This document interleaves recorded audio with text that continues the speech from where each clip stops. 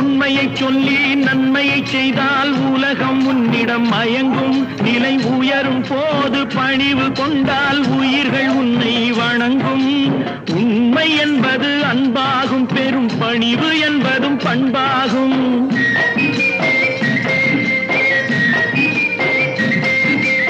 உண்மை என்பது அன்பாகும், பெரும் பணிவு என்பது பண்பாகும். இந்த 4 கட்டளை அறிந்த மனதில் எல்லா நன்மையும் உண்டாகும், எல்லா நன்மையும் உண்டாகும். 6 மனமே 6 அந்த ஆண்டவன் கட்டளை 6. 6 மனமே 6 அந்த ஆண்டவன் கட்டளை 6.